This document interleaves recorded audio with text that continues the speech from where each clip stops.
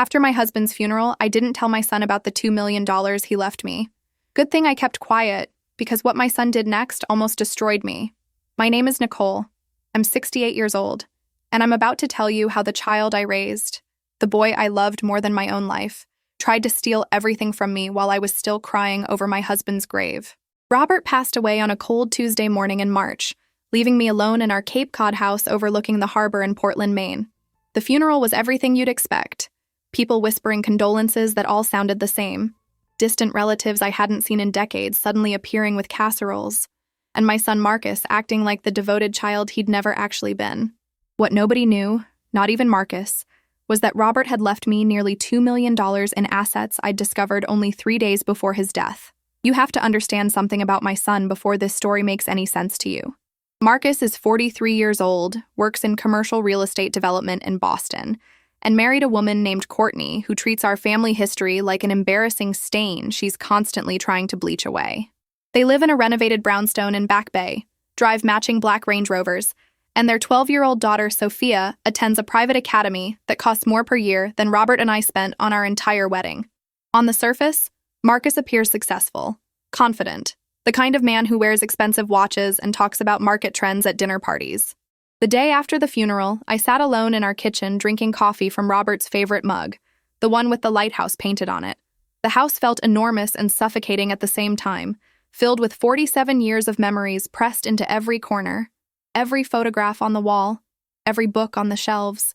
I kept expecting Robert to walk through the door smelling like salt air and Old Spice, complaining about the traffic on Route 1, or asking what I was making for dinner. My phone buzzed around 10 in the morning. Marcus's name flashing on the screen with a text message that made my stomach tighten. Mom, we need to talk about Dad's affairs. Coming by this afternoon around 3. Important we get ahead of this. Not asking if I was ready for company, not checking if I needed anything, just announcing his arrival like I was a client he'd penciled into his schedule. I stared at that message for a long time, remembering how Robert had said something strange to me about 2 weeks before he died. Marcus arrived exactly at 3 o'clock, which didn't surprise me because punctuality was one of the few reliable things about him. He came alone, without Courtney or Sophia, which did surprise me and immediately put me on edge. He hugged me in that stiff way people do when they're going through the motions of affection without actually feeling it, then walked straight to the kitchen like he owned the place. Coffee? I asked, trying to keep my voice steady and normal. No thanks, Mom. This won't take long, he said coldly. Marcus opened that black folder with the confidence of a man who'd already made all the decisions without consulting anyone else. Inside were printed documents, spreadsheets with highlighted sections, and what looked like real estate listings clipped together with a silver binder clip. Mom, I know this is hard timing, but we need to be practical about your situation, he began, not meeting my eyes. Dad's medical bills probably wiped out most of your savings, and this house is way too much for you to manage alone now. The way he said it, so matter of fact, like my entire future had already been calculated and filed away in his expensive folder. I'm managing fine, I said quietly, wrapping my hands around my cold coffee mug to keep them from shaking. Marcus, your father just died 3 days ago. Can we maybe wait a few weeks before we start making major decisions? He shook his head like I was a child who didn't understand basic math. That's exactly why we need to talk now, before things get complicated. I've already spoken with Courtney, and we've come up with a solution that works for everyone. A solution that works for everyone, except apparently nobody had bothered to ask me what I wanted or needed. He slid one of the real estate listings across the table toward me. A glossy photograph of a modern apartment building in downtown Portland. There's a senior living community here, very nice, all the amenities you could want. Ground floor unit, 1 bedroom, full kitchen, even a little balcony overlooking the marina. His finger tapped on the price printed at the bottom. Your share from selling this house would cover the buy-in and probably 5 years of monthly fees. Maybe more if we get a good price. Your share, he'd said, like the house Robert and I had bought together 47 years ago, was somehow partially his already. I'm not selling my home, I said, my voice stronger now, anger starting to replace the shock. Marcus, I've lived here for almost 5 decades. Every memory I have with your father is in these walls. I'm not interested in moving to some sterile apartment complex just because you think it's more practical. He sighed. That particular sigh he'd perfected over the years. The one that said he was dealing with someone who just didn't get it. Mom, be realistic. The property taxes alone on this place are probably $15,000 a year, plus maintenance, utilities, upkeep. How are you going to afford that on Dad's pension and Social Security? That's when I realized he'd done research, pulled records, calculated my presumed income without ever asking me about my actual financial situation. He'd built an entire case for why I couldn't possibly survive on my own, based on assumptions he'd made about my capabilities and my bank account. "I'll manage," I said simply, not offering any more information than that. "Marcus, I appreciate your concern, but I'm not ready to make any decisions right now. I need time to grieve, to figure out what I want, to just breathe for a minute." But he wasn't listening anymore. He was already flipping to the next section of his folder. "There's also the issue of Dad's life insurance," Marcus continued, pulling out another document that made my blood run cold. "I'm assuming there was a policy through his work, probably something small, maybe $50,000 or $75,000 at most. That money needs to be handled carefully, Mom. You can't just let it sit in a checking account." The way he talked about money that wasn't his, hadn't been earned by him, had nothing to do with him except that he apparently felt entitled to manage it. "We should set up a meeting with my financial advisor in Boston, get everything properly invested and protected." I felt something shift inside me right then, like a door closing on whatever relationship Marcus and I had pretended to maintain. "Your financial advisor?" I repeated slowly. "In Boston, to manage my money." He nodded enthusiastically, completely missing the edge in my voice. "Jeremy's excellent. He handles all our investments. He could probably get you a better return than whatever Dad was doing, and he'd make sure you don't make any costly mistakes. Costly mistakes, like I was some confused old woman who couldn't be trusted with her own finances." "Marcus, I haven't even received any insurance money yet," I said, choosing my words carefully. "I don't know what your father left, if anything. Maybe there's nothing to discuss." That was technically true. I hadn't received the insurance payout yet, though I knew exactly what was coming based on the documents in that leather folder upstairs. "Well, when it comes through, we need to act fast," he pressed on. "And honestly, Mom, selling this house should be your priority. The real estate market in Portland is hot right now, waterfront properties especially. We could probably get $800,000, maybe even $900,000 if we stage it right." He was already spending money I hadn't agreed to give him, already calculating his cut, already planning my exile from the only home I'd ever loved. "I need you to leave now," I said quietly, standing up from the table. "What? Mom? We're not finished here." His face showed genuine surprise, like the idea that I might dismiss him had never occurred to him. "Yes, we are," I said more firmly. "I'm tired. I'm grieving, and I'm not discussing this anymore today. Thank you for your concern, but I'll handle my own affairs." Marcus stood up slowly, his jaw tight with frustration. "You're not thinking clearly right now. Grief does that to people. That's why you need family to help you make rational decisions." Rational decisions, there was that phrase again, like anything that didn't align with his plans was automatically irrational. "I'll call you in a few days when you've had time to calm down and think about what I've said," he added, gathering his folder. "Don't bother," I said, walking toward the front door. "When I'm ready to talk, I'll call you. Until then, I need space." After Marcus left, I stood in the hallway for a long time, listening to his Range Rover pull out of the driveway and disappear down the street. The house settled back into its familiar silence, but now it felt different, less lonely and more protective, like the walls themselves were on my side.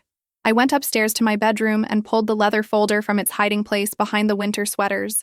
Inside were Robert's careful notes, account numbers, investment statements, and a letter he'd written to me in his neat handwriting that I'd read so many times I'd almost memorized it. "My dearest Nicole," the letter began. "If you're reading this, I'm gone, and I'm so sorry I had to leave you. I need you to know about the money.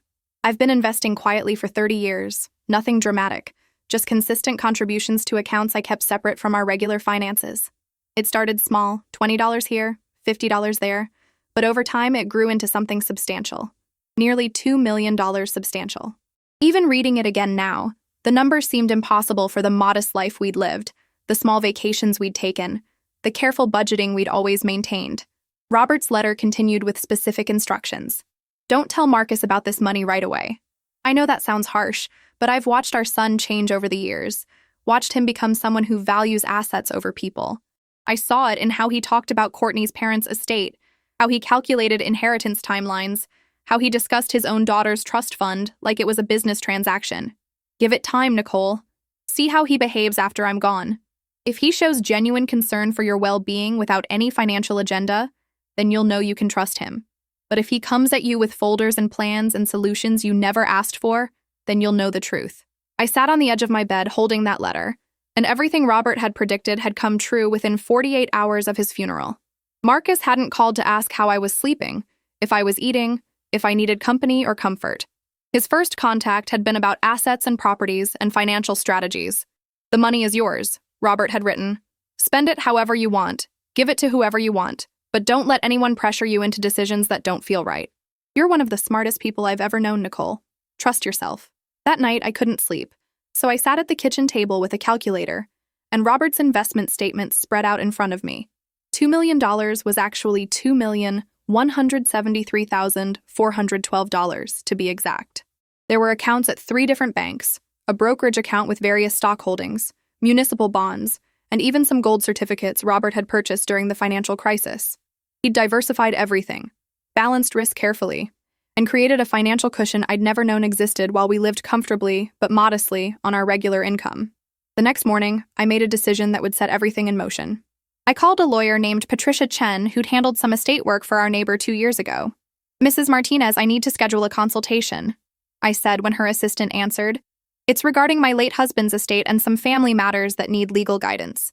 The appointment was set for Friday afternoon, 3 days away, which gave me time to organize all of Robert's documents and prepare my questions.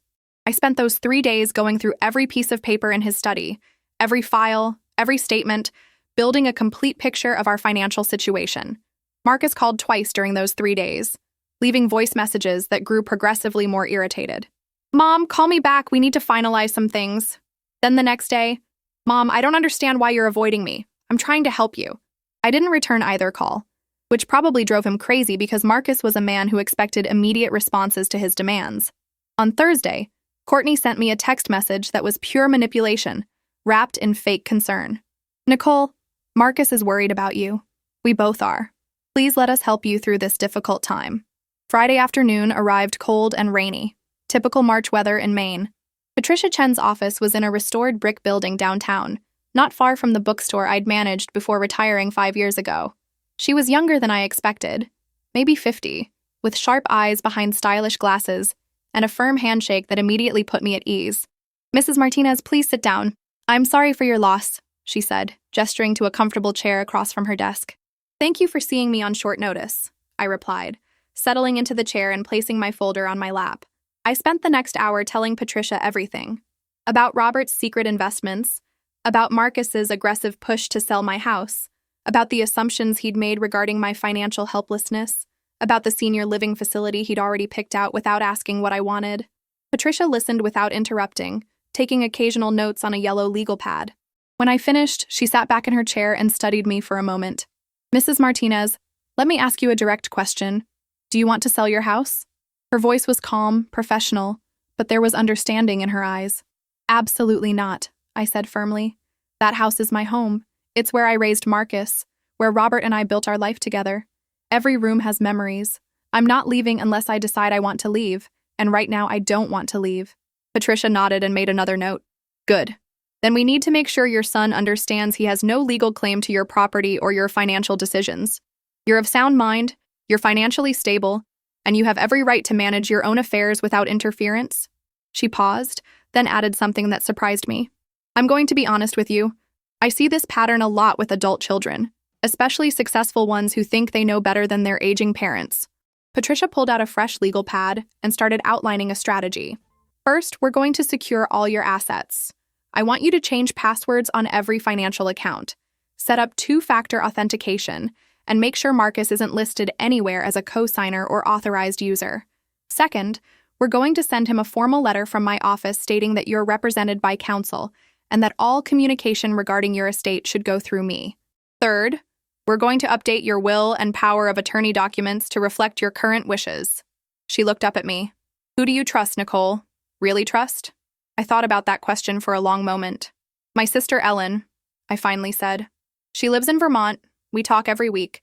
She never asks me for anything, never judges me, just loves me unconditionally." Patricia nodded approvingly. "Then Ellen should be your power of attorney and your healthcare proxy. If something happens to you, she'll make decisions based on what you want, not what's most profitable for her." The idea of removing Marcus from those roles felt both terrifying and liberating at the same time. "Won't that destroy what's left of my relationship with my son?" I asked quietly. "Nicole, I'm going to say something that might be hard to hear," Patricia said gently. "Based on what you've told me, your relationship with Marcus is already damaged. He's not treating you like a mother he loves and respects. He's treating you like an asset to be managed and liquidated. The question isn't whether setting boundaries will hurt your relationship. It's whether you're willing to sacrifice your independence and security to maintain an illusion of closeness that doesn't actually exist." Her words hit me like cold water, shocking and clarifying at the same time. We spent another hour going over details, signing documents, discussing strategies. Patricia would draft the letter to Marcus, update my legal documents, and help me establish a trust that would protect my assets, while still giving me complete control over them. "One more thing," she said as I was preparing to leave. "Don't be surprised if Marcus escalates when he receives that letter. Men like him don't respond well to losing control. He might get angry, he might try to manipulate you emotionally, he might even suggest you're not mentally competent. Stay strong, document everything, and don't engage without me present." I left Patricia's office feeling something I hadn't felt in weeks. Not just relief or confidence, but power. The power to make my own choices, to protect what Robert had built for us, to live my life on my terms. I stopped at the bookstore on my way home, the little independent shop where I'd worked for 15 years before retiring. The current owner, a young woman named Beth, greeted me with a warm hug. "Nicole, how are you holding up?" she asked, genuine concern in her voice. "I'm doing better than I expected," I told her, and for the first time since Robert's funeral, that felt true. The letter from Patricia's office arrived at Marcus's Boston address on Monday via certified mail, requiring his signature. I knew because I'd requested tracking information, wanting to know exactly when he'd receive it. The letter was professional but firm, stating that I was represented by legal counsel, that all communications regarding my financial affairs should be directed through Patricia's office, and that I was not interested in selling my home or relocating to a senior living facility. It also made clear that I was of sound mind, financially secure, and fully capable of managing my own affairs without outside interference or pressure. Marcus called at 7:15 on Tuesday morning, early enough that he knew he'd wake me up, probably hoping to catch me disoriented and vulnerable. I let it go to voicemail. "Mom, what the hell is this lawyer letter about? You hired an attorney? To do what exactly? Protect you from your own son who's trying to help you? This is insane. Call me back immediately." His voice was tight with anger barely held in check, the professional veneer completely stripped away. I saved the voicemail, following Patricia's advice to document everything. 20 minutes later, Courtney called. Her approach was different, smoother, more calculated. "Nicole, honey, Marcus showed me the letter from your lawyer. I think there's been some kind of misunderstanding. We're family. We don't need attorneys involved in family conversations. Marcus was just trying to help you navigate a difficult time. You know how men are. They want to fix things, solve problems. He didn't mean to upset you." The fake sweetness in her voice was almost worse than Marcus's anger. "Courtney, there's no misunderstanding. I've made my position clear. I appreciate the concern, but I'm handling things myself," I said calmly. "But Nicole, we're worried about you making decisions while you're grieving. It's not healthy to be so isolated up there in that big house. What if something happens to you? What if you fall or get sick? Who's going to help you?" She was good, I had to admit, hitting all the fear buttons that adult children use to manipulate aging parents. "I have friends, I have neighbors, I have my sister Ellen. I'm perfectly fine, Courtney. Now I need to go. Have a good day." I ended the call before she could guilt me further.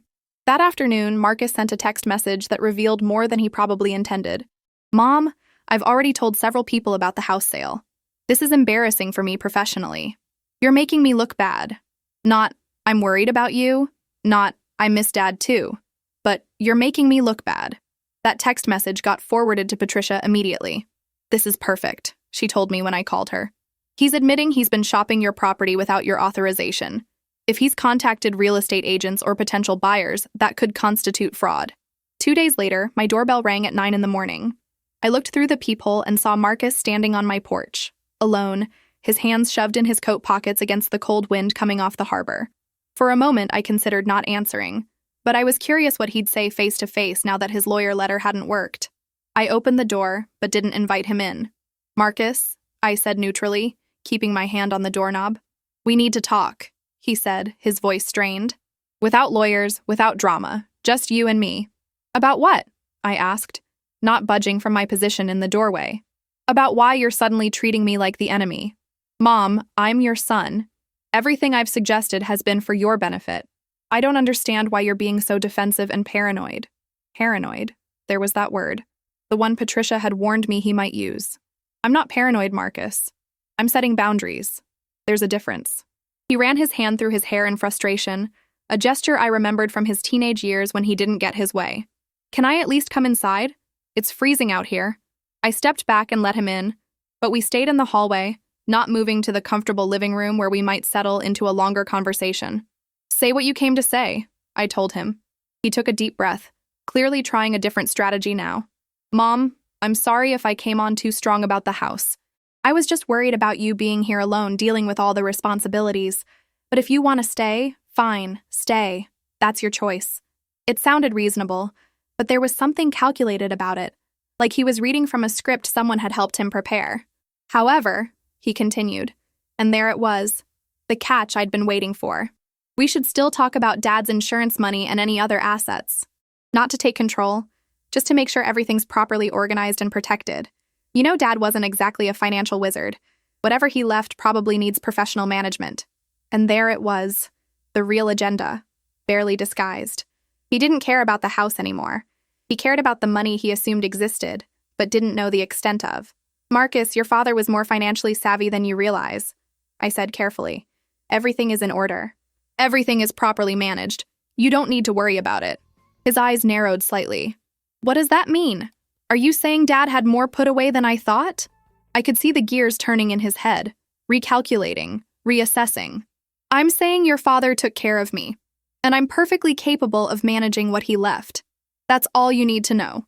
The air between us felt charged, tense, like we were finally dropping all pretense of normal mother-son interaction and acknowledging the transaction he'd been trying to negotiate all along. Mom, I'm going to be direct. As your only child, I have a right to know what Dad left behind. Not to take it, but to help you manage it responsibly. You have no such right, I said firmly, my voice steady despite my racing heart. Marcus, you're not entitled to information about my finances just because you're my son. I'm a competent adult who's managed her own life for 68 years, and I'll continue to do so without providing you detailed reports on my bank accounts. His face flushed red, the careful mask of concern finally cracking completely. This is ridiculous. I'm trying to help you, and you're acting like I'm some kind of criminal. What did that lawyer tell you? That your own family is trying to steal from you? Patricia didn't tell me anything I didn't already know, I said calmly. She just helped me formalize boundaries that should have always existed. Now, I think you should leave. We're not having this conversation anymore. Marcus stared at me like I was a stranger, someone he'd never met before. You've changed, he said finally. Dad's death changed you. You're not acting like yourself. I almost laughed at that. No, Marcus. I'm finally acting exactly like myself. Maybe you just never paid enough attention to know who that was. He left without another word, but I could feel his anger radiating as he walked to his car. I watched from the window as he sat in the driver's seat for several minutes, probably calling Courtney, probably ranting about his unreasonable mother who wouldn't cooperate with his reasonable plans. When he finally drove away, I called Patricia and told her about the visit. He's fishing, she said immediately. He knows there's money, but he doesn't know how much. That makes him dangerous because he's operating on assumptions and entitlement rather than facts. We need to be prepared for his next move. What do you think he'll do? I asked, suddenly feeling exhausted from the confrontation. He might try to access your medical records, claim you're showing signs of dementia or incompetence.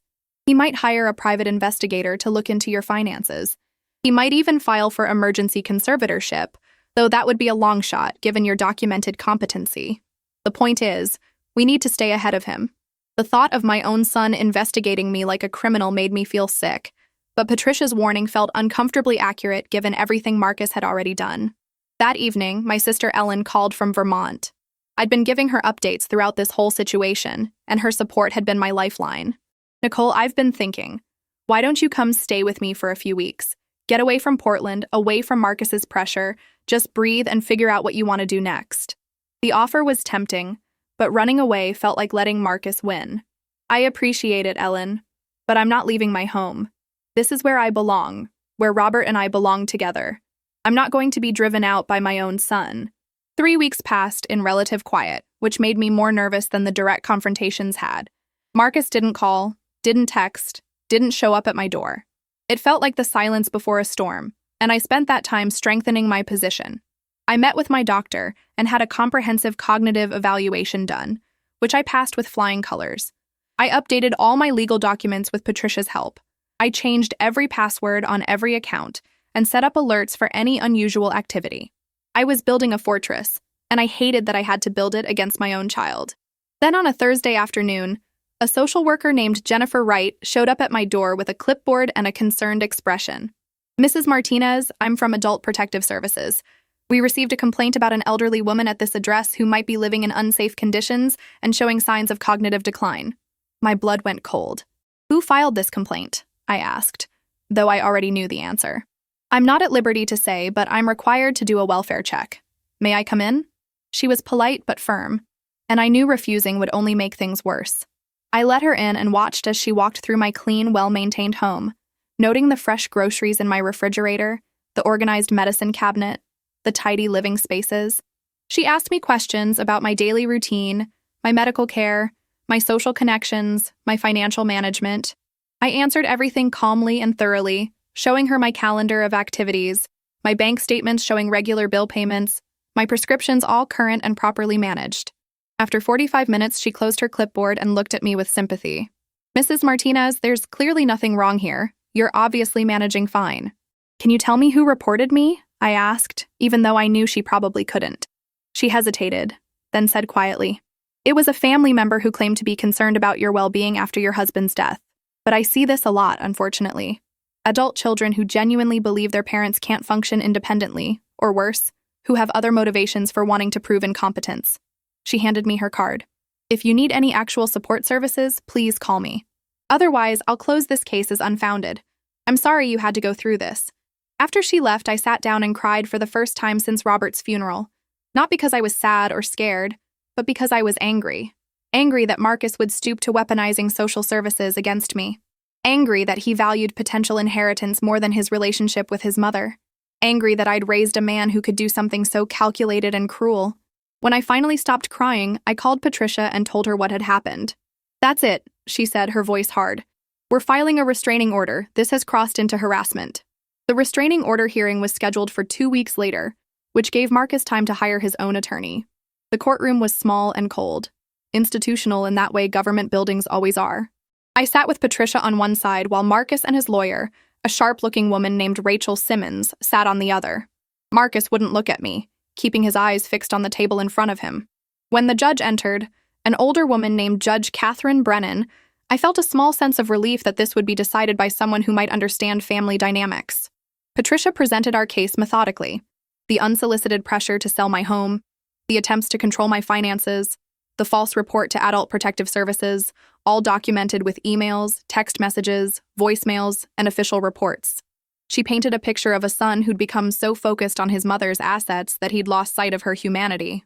Rachel Simmons countered with a different narrative, claiming Marcus was a concerned son trying to help his grieving mother make rational decisions.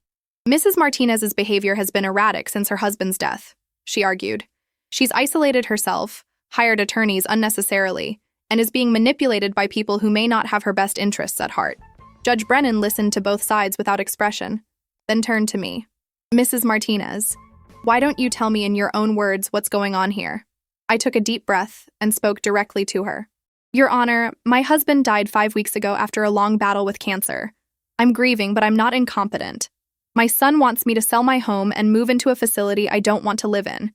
He wants control over finances that are none of his business. When I set boundaries, he reported me to social services claiming I was in decline. I'm not asking for much, just the right to live my life without harassment." The judge looked at Marcus. "Mr. Martinez, did you file a report with Adult Protective Services claiming your mother was cognitively impaired?" Marcus's lawyer jumped in. "Your Honor, my client was genuinely concerned about his mother's welfare. He had no malicious intent." Judge Brennan held up her hand. "I asked Mr. Martinez, not you, counselor. Mr. Martinez?" Marcus finally spoke, his voice tight. "I was worried about her. She wasn't acting like herself. She hired lawyers, she wouldn't return my calls, she seemed paranoid. I thought she needed help. Did it occur to you that she might have good reasons for all those things?" Judge Brennan asked dryly. "That perhaps your behavior was causing her to seek legal protection?" Marcus didn't answer. The judge reviewed the documents in front of her for several long minutes. "I'm going to grant a temporary restraining order," she finally said. "Mr. Martinez, you are to have no direct contact with your mother for 90 days. All communication must go through attorneys. You are not to come within 500 feet of her residence. We'll revisit this in 3 months to see if the situation has improved or if a permanent order is needed." Marcus's face went white. "Your Honor, she's my mother. You're saying I can't even call my own mother?" Judge Brennan looked at him with something close to contempt. "Mr. Martinez, you've demonstrated that your contact with your mother causes her distress and potentially puts her at risk. Until you can show me you understand the difference between helping someone and controlling them, yes, that's exactly what I'm saying. Court is adjourned." The gavel came down with a sharp crack that felt like a door slamming shut on one chapter of my life. Walking out of that courthouse, I felt lighter than I had in months, like I'd been carrying a heavy weight I could finally put down. Patricia walked beside me, her briefcase swinging confidently. "That went better than I expected," she said. Judge Brennan clearly saw through his concerned son routine. "Now we just need to make sure he actually follows the order." We stopped at a diner near the courthouse for coffee, and Patricia reviewed what would happen next. "Marcus can appeal, but it's unlikely to go anywhere. The evidence is too clear. More likely he'll respect the order and maybe use this time to reconsider his approach.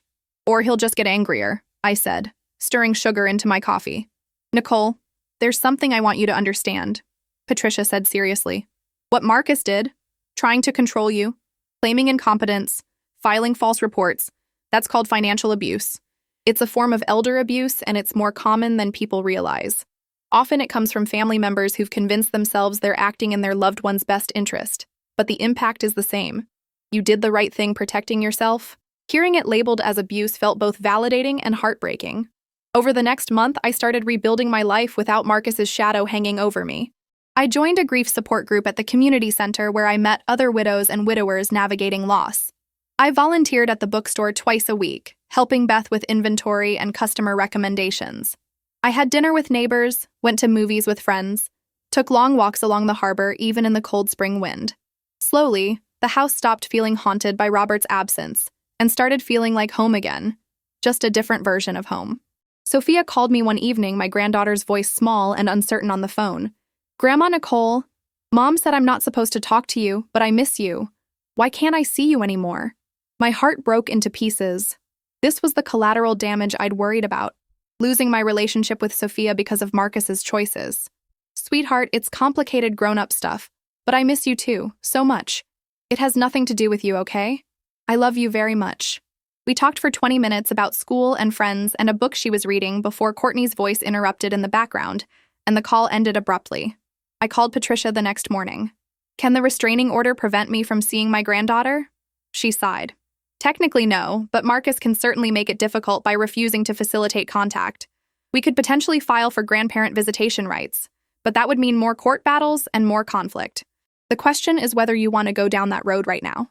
I thought about Sophia, about how much I'd loved being her grandmother, about the relationship I didn't want to lose. "Let me think about it," I said. "Maybe after the 90 days, things will calm down enough that Marcus will be reasonable about letting me see her."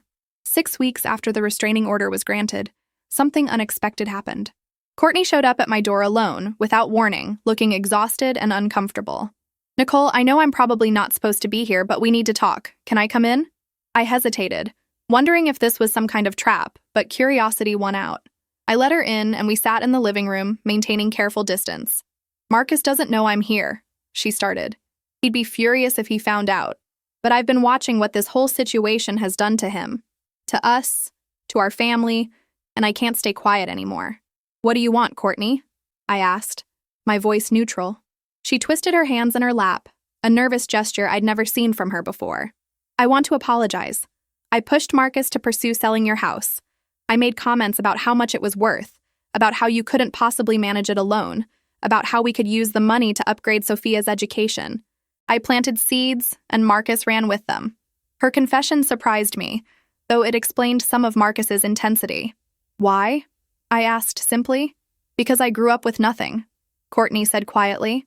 "My parents were poor. We struggled constantly, and I swore when I grew up I'd never struggle like that again. When I married Marcus, I thought I'd found security, but his real estate business is more volatile than people realize. We have good years and terrible years, and I'm always terrified of ending up back where I started. When Robert got sick, I started thinking about inheritance, about the house, about what would come to Marcus eventually. It was wrong. I know it was wrong, but I couldn't stop thinking about it. I studied this woman my son had married, seeing her differently now. Not as the polished, confident woman who always seemed to have everything under control, but as someone still running from childhood poverty, still scared despite all the visible trappings of success. Courtney, I understand financial insecurity, but you tried to take my home and my independence to ease your own fears. Do you understand how damaging that was? She nodded, tears starting to form in her eyes. I do now. Watching Marcus become obsessed with this, watching him turn against you, watching Sophia lose her grandmother, I realized what we'd done. I'm so sorry, Nicole. Where is Marcus in all this? I asked. Has he come to the same realization? Courtney shook her head. No. If anything, he's angrier now.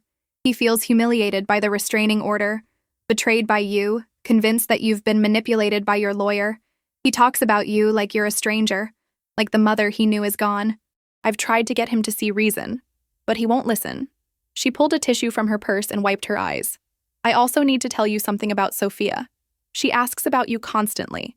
She doesn't understand why she can't see you or call you. It's breaking her heart. That news hurt more than anything Marcus had done to me.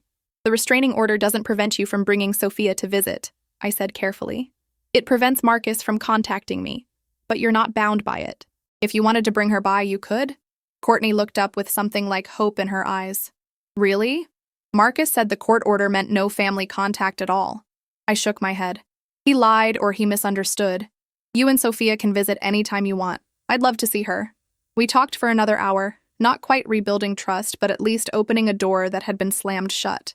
After Courtney left, promising to bring Sophia by that weekend, I sat with my coffee and thought about forgiveness. Could I forgive Marcus for what he'd done? Should I? Robert's letter came to mind, his warning about giving Marcus time to show his true character.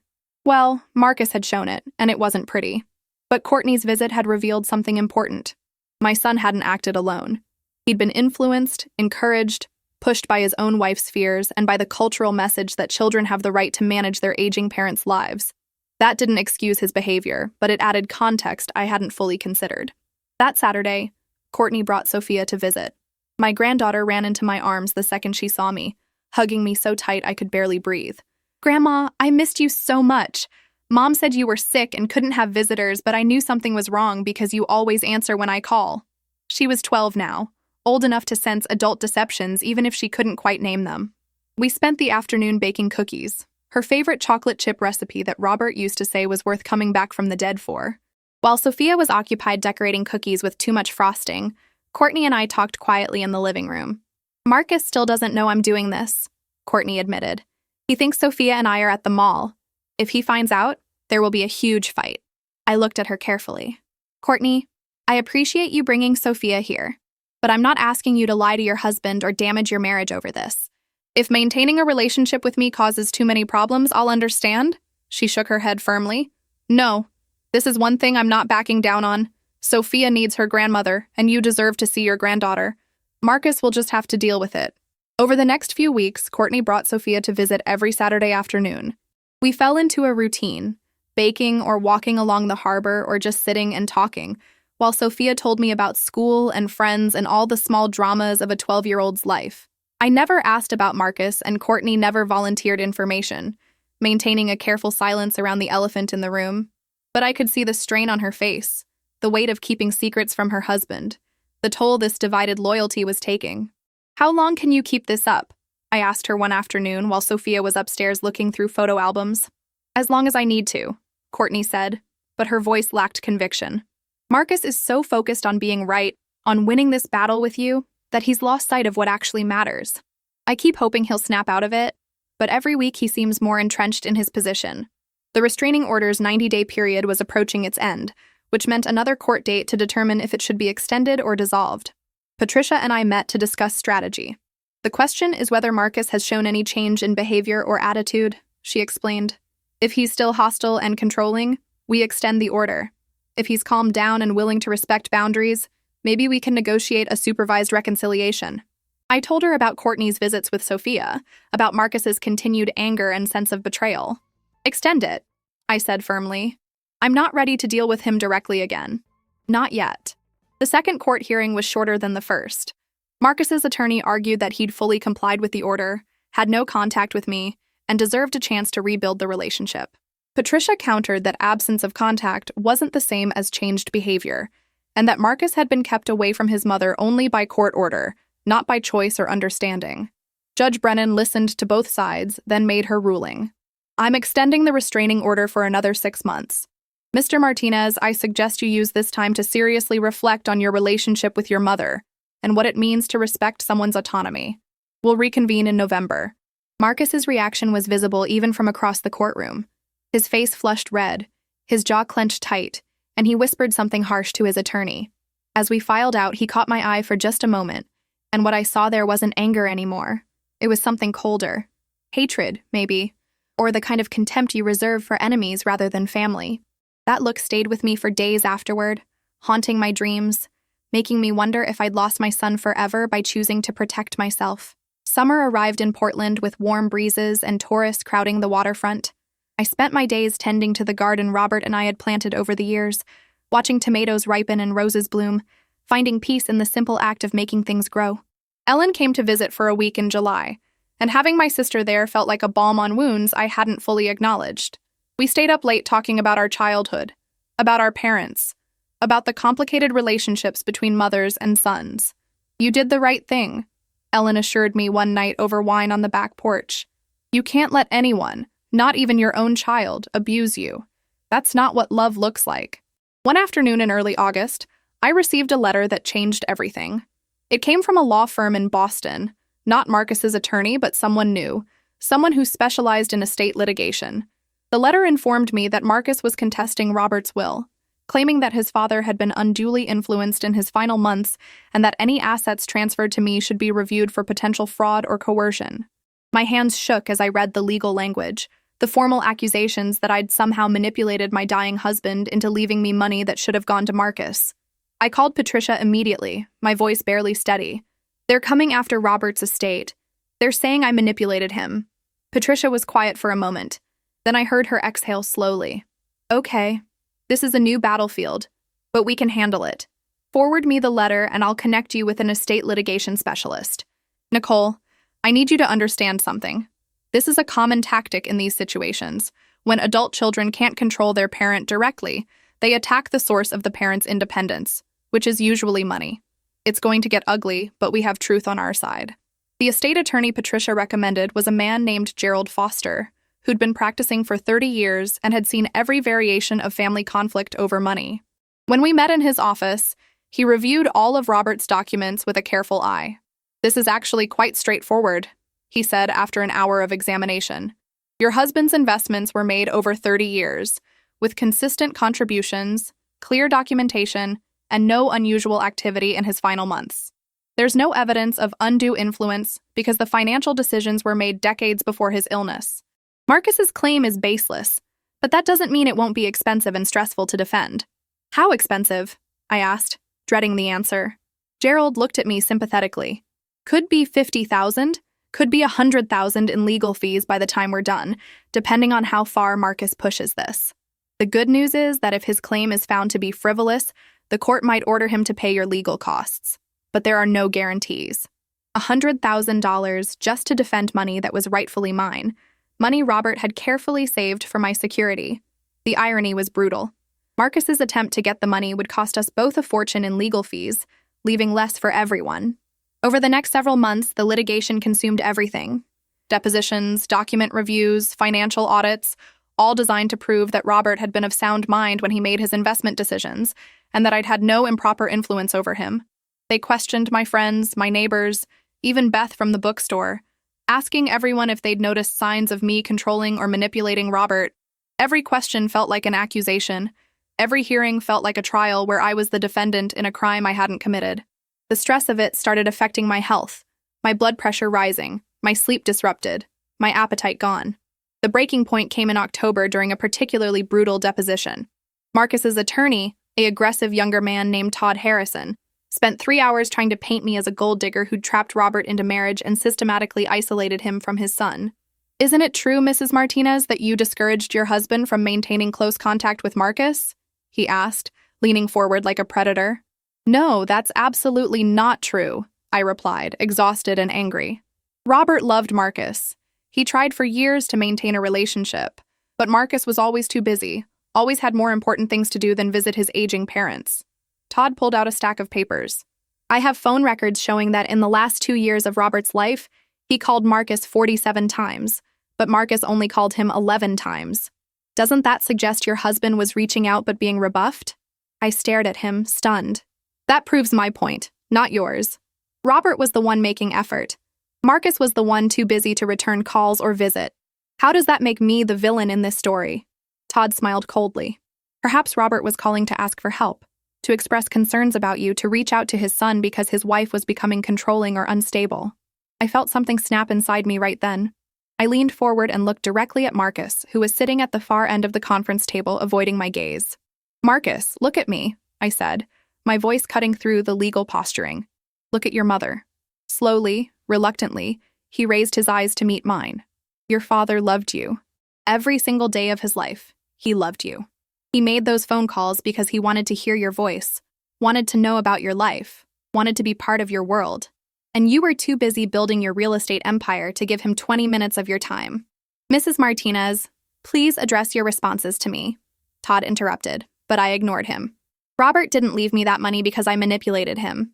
He left it to me because he loved me, because we built a life together over 47 years, because he wanted to make sure I'd be okay after he was gone. And you know what the saddest part is? He warned me about you. 2 weeks before he died, he told me to watch out for how you'd behave when he was gone. He knew, Marcus. Your own father knew you'd do exactly this. Tears were streaming down my face now, months of grief and anger and betrayal finally breaking through. Marcus's face had gone pale. His attorney tried to call a break, but Marcus held up his hand. Stop, he said quietly. Just stop. He stood up slowly, looking at all the lawyers around the table, at the stacks of documents, at the tape recorder capturing every word. This is done. I'm dropping the case. Todd Harrison's face went red. Marcus, we've invested significant time and resources. We have a strong position here. You can't just... But Marcus was already gathering his things. Send me the final bill. I'm done. I'm done with all of this. He walked out without looking at me again, and the room fell into shocked silence. The formal withdrawal of the lawsuit came 3 days later. Gerald Foster called me with the news, his voice pleased but cautious. He's dropped everything. No conditions, no negotiations, just a complete withdrawal. His attorney is furious, but there's nothing he can do. It's over, Nicole. I should have felt relief, maybe even joy, but all I felt was empty.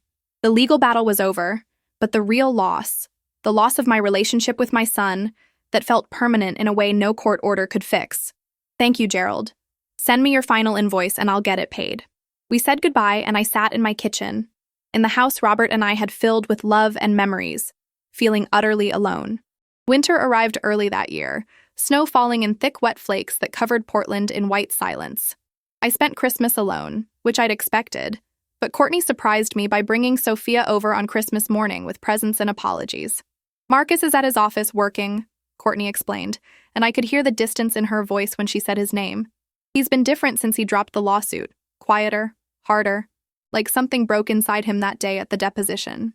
We made hot chocolate and watched Sophia open presents, pretending everything was normal even though we all knew it wasn't.